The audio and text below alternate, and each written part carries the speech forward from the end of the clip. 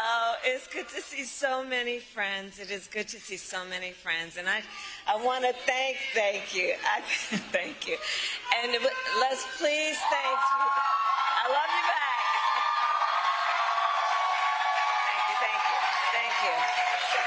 Thank you. And I know we all thank Judy for sharing her story. I think we all know it takes a very special person who has dedicated over 40 years of their life to do the work that Judy has done as a nurse, that work being what? To care about other people in a way that is about lifting them up and caring about their well-being. So Judy, we thank you so very much for being here today.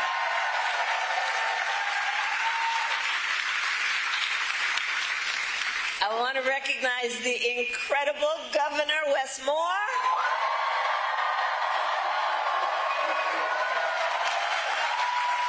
Who's here with Don and his son.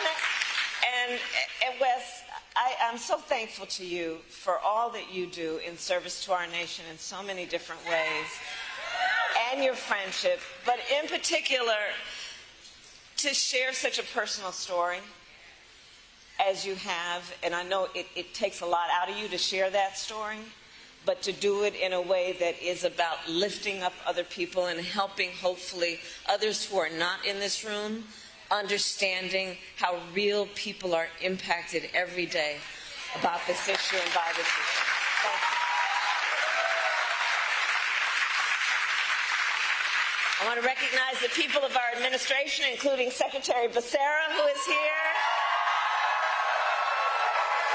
the bold administrator, Brooks LaSure, who is here, my dear friend and former colleague, Senator Ben Cardin, Representative Barragan, the chair of the Congressional Hispanic Caucus, and Representative Mfume for all of your years of leadership. And I want to recognize your next United States Senator, Angela also Brooks.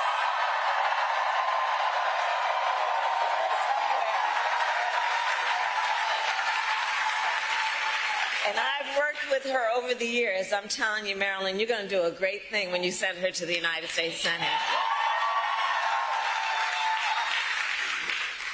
And, of course, I could speak all afternoon about the person that I am standing on this stage with.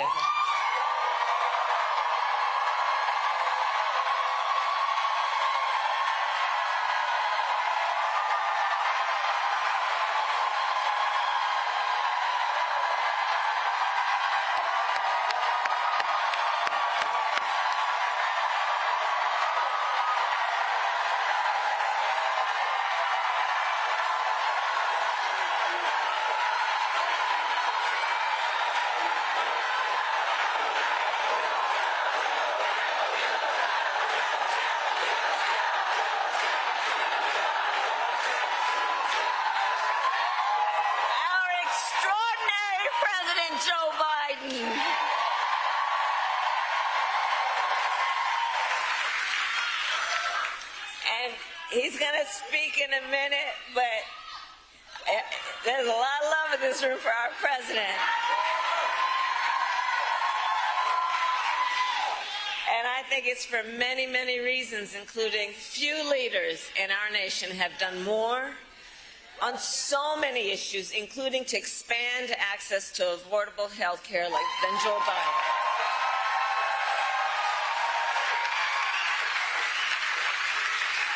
And today we take the next step, thank you, Joe, forward in our fight.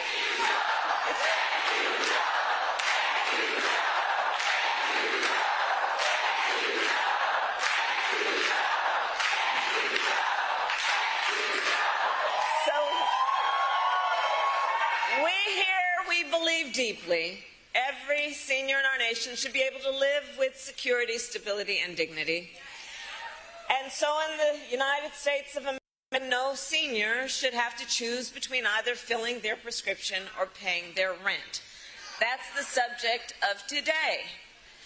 Because we know for far too long, far too many of our seniors have struggled to afford their medication, And as a result, seniors have been forced to spend their time trying to figure out how they are going to be able to fill a prescription like insulin based on the doctor's prescription, which is about saving their life, or whether they'd have to ration their pills to be able to make it stretch through a month.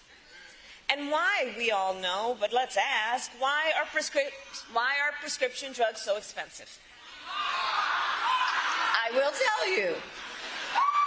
Well, one big reason is for years, Big Pharma has often inflated the price of life-saving medications, often charging many times what it would cost to make just to increase their profits. And millions of Americans have suffered as a result. My entire career, I have worked to hold bad actors accountable and lower the cost of prescription drugs. As Attorney General of California, I took on pharmaceutical companies for deceptive marketing and illegally inflating the cost of drugs, and we won billions of dollars. As a United States Senator, I fought to pass laws that would make health care more affordable and accessible for all Americans. And as Vice President, together with Joe Biden, our President, we finally addressed the long-standing issue that for years was one of the biggest challenges on this subject, which was that Medicare was prohibited by law from negotiating lower drug prices. And those costs then got passed on to our seniors, but not anymore.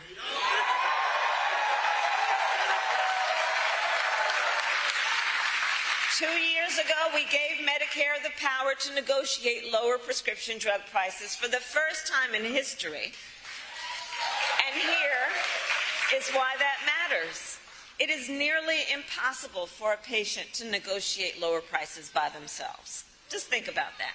Somebody who needs the medication, who may be suffering from a serious illness, that they would by themselves be able to negotiate against a big drug company to lower that prices is virtually impossible. It's one person against a huge corporation. But Medicare represents more than 65 million people. And so Medicare has collective bargaining power. And now Medicare can use that power to go toe-to-toe with Big Pharma and negotiate lower drug prices.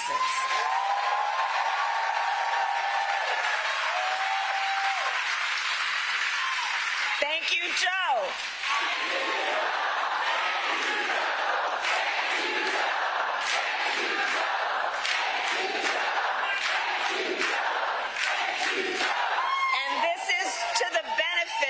Not only tens of millions of people on Medicare, but also millions of Americans on Medicare who have long-term disabilities. And understand, as a result of our negotiations, the government will also pay less than for prescription drugs. And think about what that means in terms of helping taxpayers save money, whether or not they take these medications. So all of this is to say, 2 years ago as Vice President, I was proud to cast the tie-breaking vote that sent the bill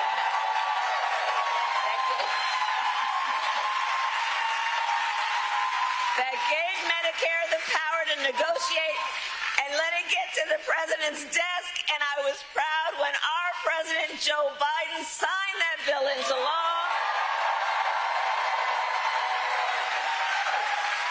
In the 2 years since, we've been using this new power to lower the price of life-saving medications, and now to announce the result of those negotiations. It is my eternal and great, great, great honor, I have to tell you, to serve with this most extraordinary human being and American and leader, our President, Joe Biden.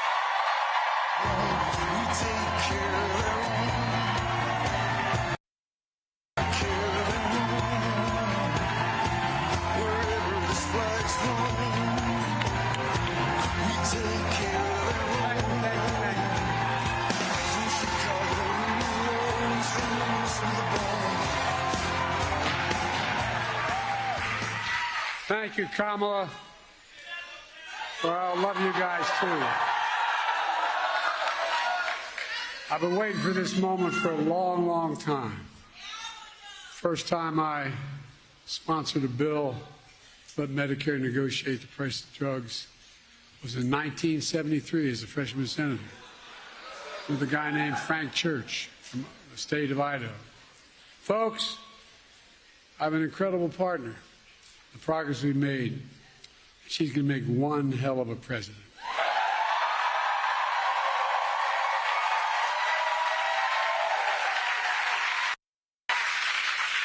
And Judy, thank you for sharing your story. It's a really one for far too many Americans. People like my dad used to lay in bed at night when they lost his insurance as the company he worked for, staring at the ceiling. Literally, and you've all experienced, you know people who have experienced this.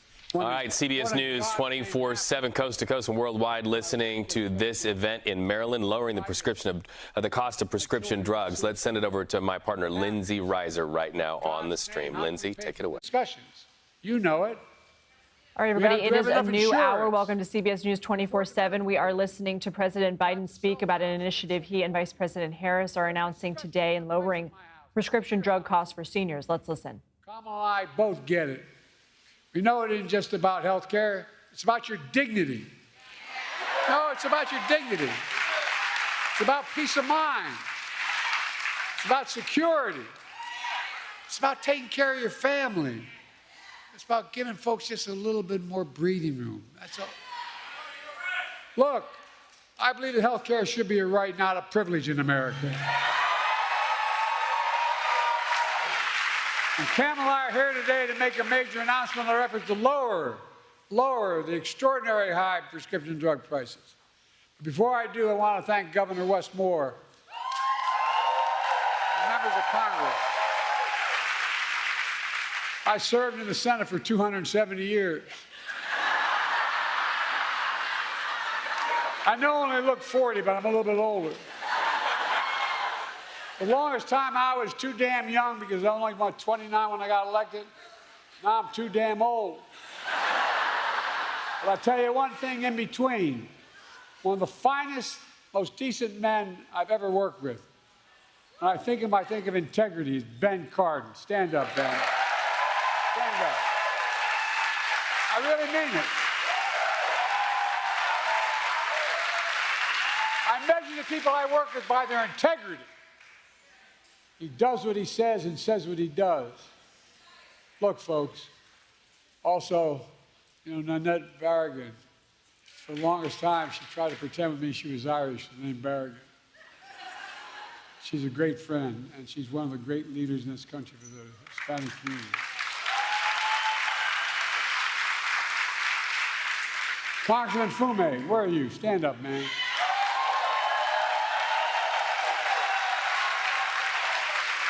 I've never once gone to this man and asked for help and I haven't gotten it. Not one single time. Thank you, pal. Thank you.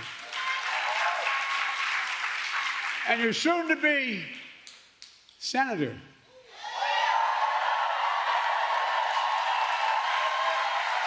Where is she?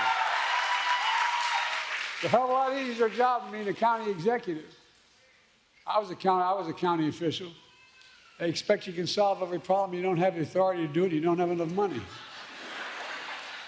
But I'm looking forward. I told her I'd campaign for or against whichever helped the most. Along with members of my administration, Javier Becerra, HHS, Administrator Brooks Fassell, CMS administrators here today. And let me say something. We're all thinking about my good friend, and he is a really good friend for a long time, Steny Hoyer. He represents the western shore of Delaware. Y'all think we're kidding. We have that fight all the time. I wish him a speedy recovery. I understand he's doing well. Folks, this is a fight all of us have been fighting for a long time, taking on Big Pharma. We pay more for prescription drugs. It's not hyperbole. We pay more for prescription drugs than any advanced nation in the world. I could take you out on Air Force One, and if you have a prescription from a drug company in America, and fly you to Toronto, Canada, fly you to Paris, France, fly you to Belgium, fly you anywhere around the world, and get you the same prescription filled for the same company for 40 to 60% less than we pay for it here. Too many Americans can't afford the drugs they badly need for life and death. So they skip doses, cut pills in half, forego prescriptions entirely because the prescription drugs are totally unaffordable. The woman you all met, the nurse you just met, she's paid $900 a month. Well, guess what, man? She's going to pay nowhere near that. $9,000. She's going to pay, guess what? Beginning January, every single prescription drug she has, including, God forbid, if she needs a really expensive drug like a cancer drug. Maximum she ever has to pay is $2,000, period.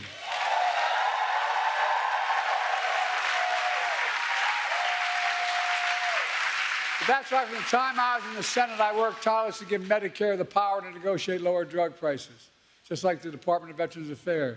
In fact, I was reminded by staff today, one of the first major bills I worked on was in 1973. I co-sponsored legislation led by Senator Frank Church that let Medicare negotiate the cost of drugs. 1973, this fight's been going on. You know, the VA pays, as they should, 50% less than Medicare because VA can negotiate the prices. But for years, Big Pharma blocked Medicare from negotiating lower drug prices. The consequence, they're able to maintain the exorbitant price increases and the profits are uncalled for. Look, but this time we finally beat Big Pharma.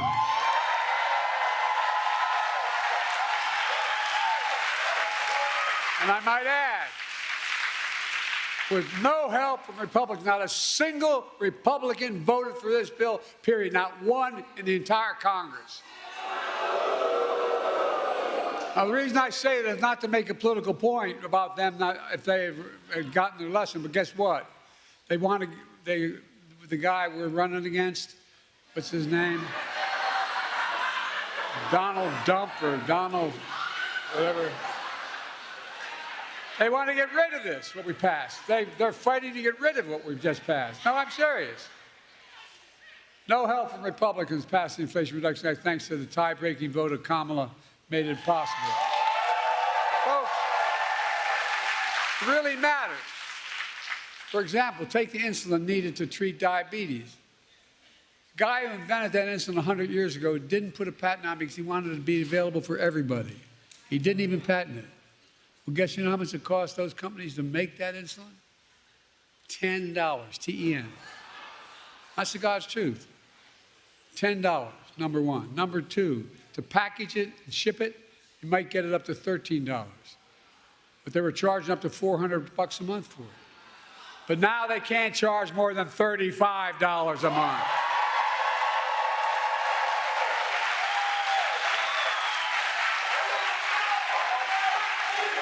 It's a big deal.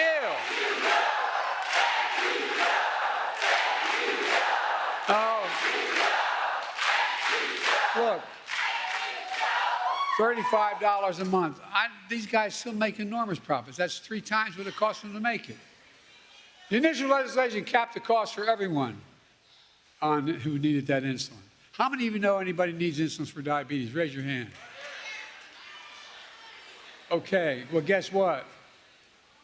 The next 3 months we got here, I'm not leaving here, and Kamala, when she's president, is going to make sure if we don't get it done, everybody should qualify for that $35 a month. Every American. I mean it. Folks, that's not all. The same law we wrote means starting in January of this year, every senior in the United States of America, no matter what their cost of drugs, and like I said, some of these cancer drugs are $12,000 a year. Every single penny they spend, they never have to spend more than $2,000 a year for all drugs. All drugs. And we're going to fight to make sure everyone qualifies for that as well. Look, Altogether, our reforms not only save lives, but here's the point people don't talk enough about. It saves the taxpayers billions of dollars. What we've done so far will save the taxpayers over the next 10 years $160 billion.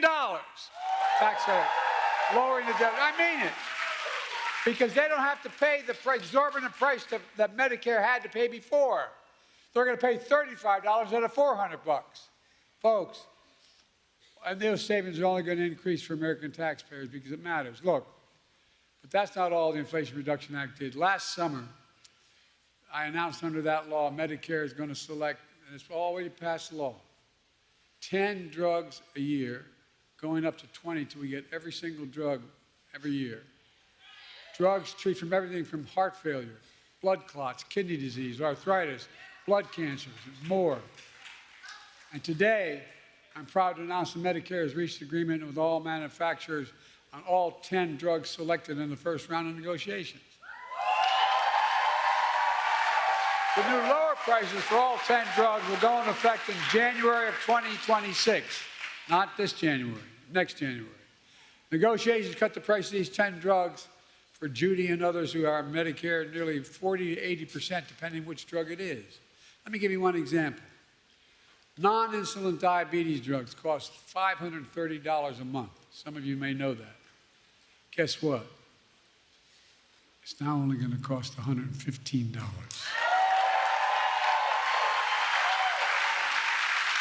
By the way, these new prices on 10 drugs will cumulatively mean $1.5 billion less out of pocket for patients to the drug companies. Lower copays for many of the 9 million seniors who take these drugs. But that's not all.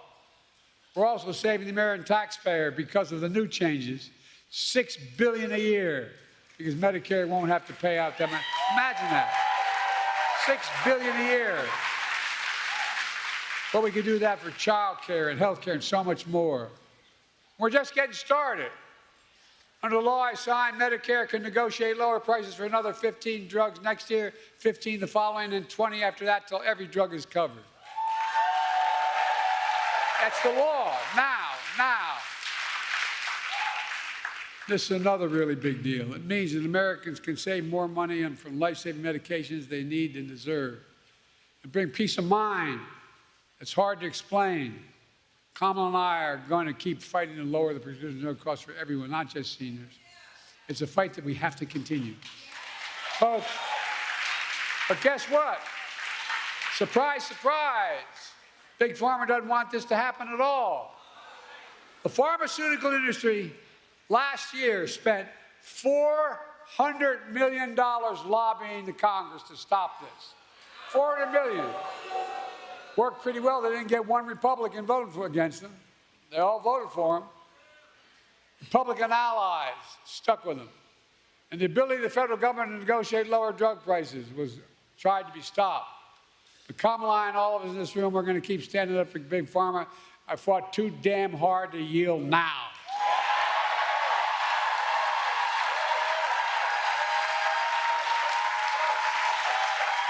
We're not backing down. And get this, you may have heard about the MAGA Republican Project 2025 plan. They want to repeal Medicare's power to negotiate drug prices. Let Big Pharma back to charging whatever they want. Let me tell you what our Project 2025 is. Beat the hell out of them. I mean it.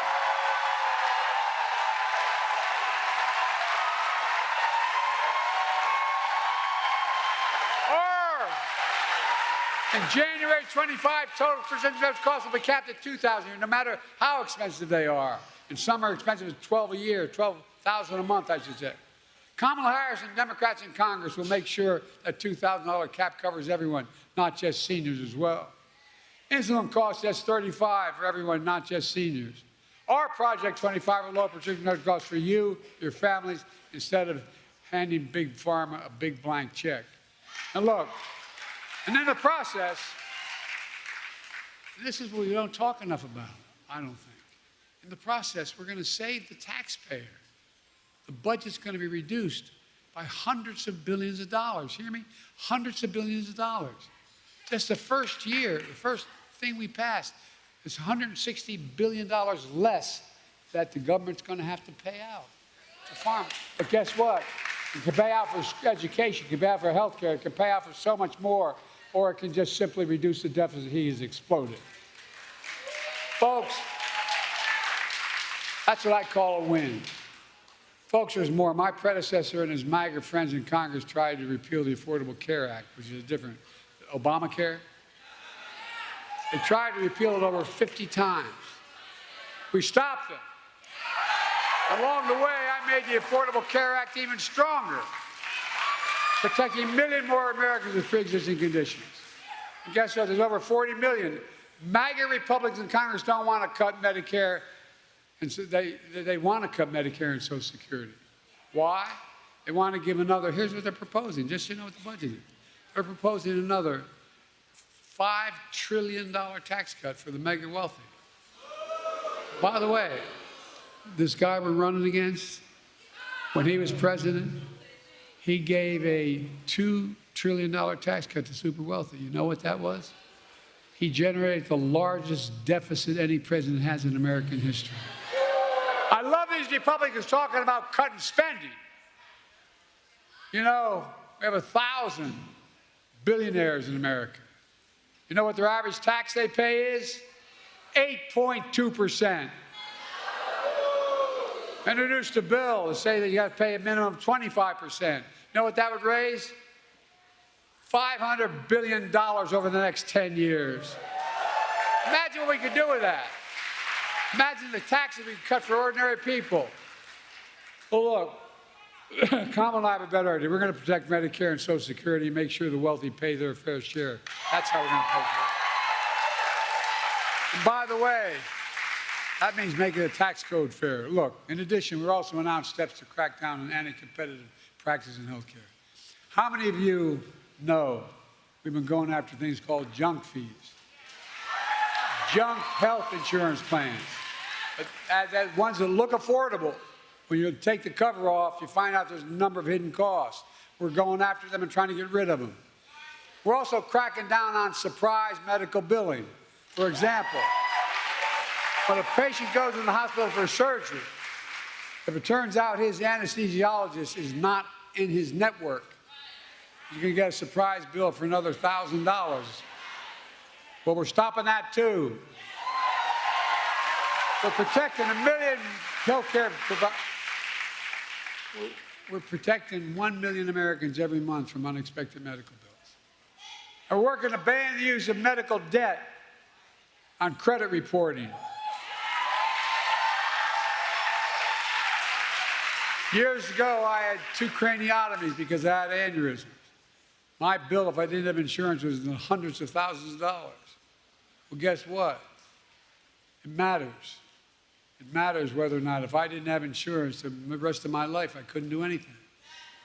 I wouldn't be able to buy anything, wouldn't be able to have a credit, wouldn't be able to. But now, we're going to get rid of health care costs being on your, you have to still owe it, but you don't have to get your credit doesn't affect it. Look, I'm a capitalist. I have no problem with companies making money, but not by price gouging seniors and working families. I grew up in a family where my dad used to say, Joey, a job's about a lot more than a paycheck. It's about your dignity.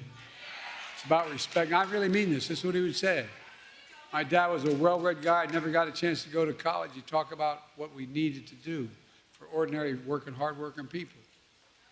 We changed the whole way we look at the economy. Used to be this idea of trickle-down economics. Even Democrats accepted it. Some Democratic presidents accepted it. That if you're wealthy, makes a lot of money, it'll trickle down to the rest of us. Well, I didn't notice a single penny trickle down on my dad's kitchen table. But guess what now? We measure everything the following way. We build from the middle out and the bottom up, and if they do well, everybody does well. Not a joke. And any money I get to spend as president, I spend it on being made in America by Americans. Americans don't like being played for suckers. We believe we should be patient, but there should be reasonable profits, not unreasonable profits. Look, let me close with this. It's all about health care. It's about lowering costs for families. It's about fairness and security. It's about the dignity for people like Judy and millions of Americans all across the country. That's exactly what we're doing. There's more we can do for everyone. We can't give up. They told me every major piece of legislation we passed to give us the strongest economy in history and the strongest economy in the world. We got more to do for working people. And by the way, everybody does better when there's more unions.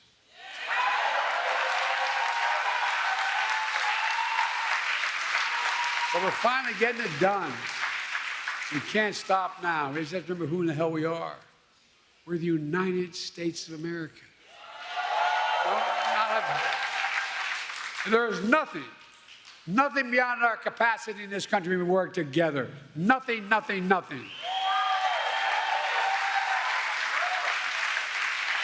tell you what, I thank God that in the last 3 months I'm President of the United States, I was able to finally get done what I tried to get done when I was a young senator at 30 years old. Thank you, God. Thank you. God bless you all, and may God protect our troops.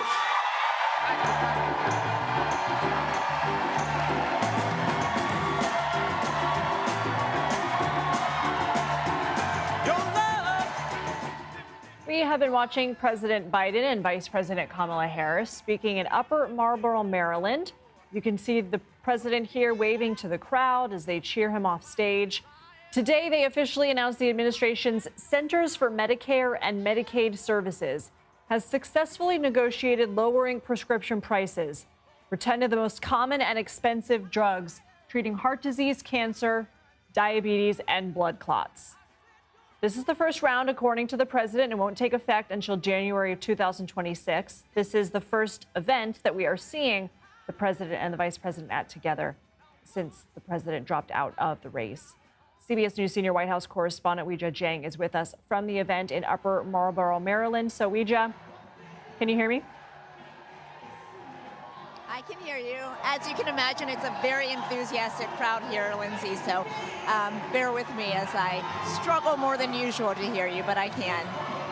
Never struggle in our eyes, Weijia. Thank you so much. So we did hear Harris in her remarks before the president spoke say, in the past, it's been one person against a corporation. Now Medicare has collective bargaining power and can negotiate to lower prices. What are the details of this plan? So the reason why this is so incredibly significant, Lindsay, is because it marks the first time in history that the government has been able to negotiate with these private companies at all when it comes to pharmacies and prescription drug prices. And so because this impacts Medicare, which is funded by taxpayers, the administration says really all taxpayers will benefit because there's going to be an estimated $6 billion a year in cost savings for the government. But specifically, it does impact many seniors who are enrolled in the Medicare Part D program who can rely on this to help pay for their prescription drugs. As a result of a different policy that was signed into law, the Inflation Reduction Act, we already know that seniors' price of insulin is capped at $35, and now this will bring down their drug prices even more for 10 of the most popular drugs that are part of this program. And so those are the people who will benefit from this. If they have to pay a percentage, they will likely have to pay lower. And, you know, this starts to take into an effect in 2026, Lindsay. So, you know, this could be a real savings for those seniors who are enrolled in the program. Do we know why, Weijia, they are announcing this now? And do we also know why it doesn't take effect until January 2026? Well, as you can imagine, this is a long process, and the negotiations had to happen. The pharmaceutical company has already released different statements pushing back on this. And so they had to come to an agreement to be able to make it final. And it still has to go through a series of formalities before it's expected to take to go into effect in 2026. Ouija, this is a White House event, but it has political implications, obviously. We saw the seal, but it looked like a rally. Biden called Donald Trump Donald Dump at one point. He said, "I'll tell you what our Project 2025 is. Forgive my language, I'm quoting, beat the hell out of them." What do you make of some of those comments? Well, even though this is an official White House event, you're absolutely right. President Biden wasted no time campaigning for Vice President Harris, saying that she's going to make a great president. As you mentioned, he went after Trump in this context, saying that he would not do the same things that they did and that they plan to do to bring down costs for everyday Americans. And so it also does have a rally vibe because of the crowd, the excitement, the enthusiasm. This is their first time, as you mentioned, appearing at an event together since she officially became the Democratic nominee. And so I think from this point on, whether it's an official White House event or not, we should expect these sorts of comments, which really are meant to offer his support of her wherever he can, which he has said as much, Lindsay, that he will not only do that in this way, but also he will officially hit the campaign trail soon, according to an interview that he did with CBS Sunday Morning. Ouija Jang, thank you. Sure. Investigators have filed charges against 5 people stemming from the death of Friends star Matthew Perry. What the Justice Department revealed about the defendants and the alleged cover-up. You're streaming CBS News 24/7.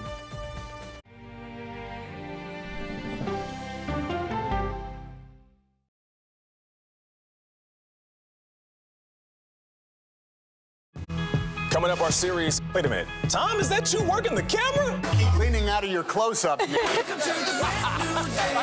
Your morning routine just got better. CBS Mornings, weekdays at 7.